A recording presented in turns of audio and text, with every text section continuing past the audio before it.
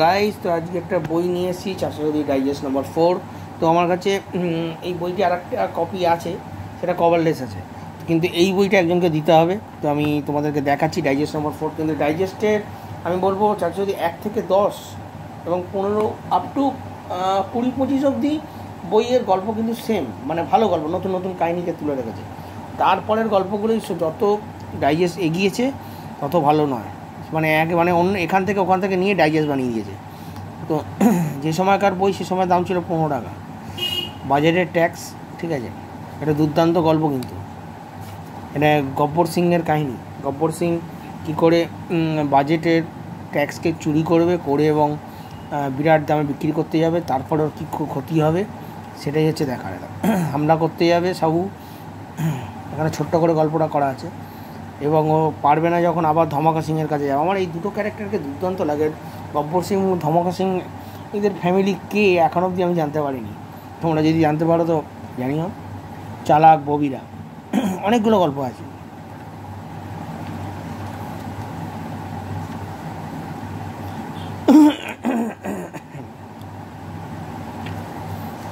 গুলিবাজ দেড়েল,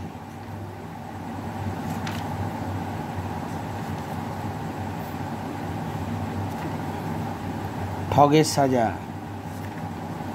যাই হোক, এইসব ছোটো ছোটো গল্প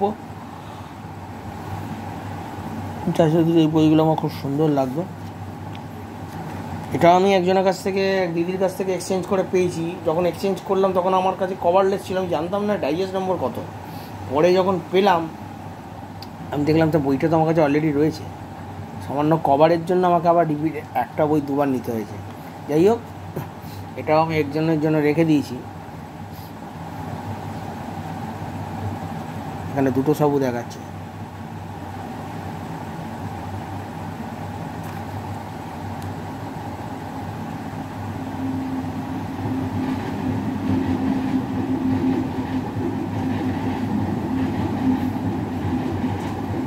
কৌমা আর বিনি, ছোটো ছোটো গল্প, কিন্তু দুর্দান্ত গল্প ছিল। সমাজে অনেক কিছু শেখাতো, আমারও বেশ ভালো লাগতো এই ছোটোবেলা বইগুলো। চাচা চৌধুরীর জন্য ছোটোবেলা কিনা করেছি। আজকে এই বইগুলো তোমাদের কাছে যখন দেখাচ্ছি, তোমরা এইসব বই কতজন পড়েছো আমি জানি না। তো চাচা চৌধুরীর প্রথম বই বলে রাখি, চাচা চৌধুরীর অন্তরিক্ষ বইটা ফার্স্ট বেরিয়েছিল চাচা চৌধুরী, ঠিক আছে। ওটা আমার কাছে আছে, আমি কোনো এক সময় দেখাবো।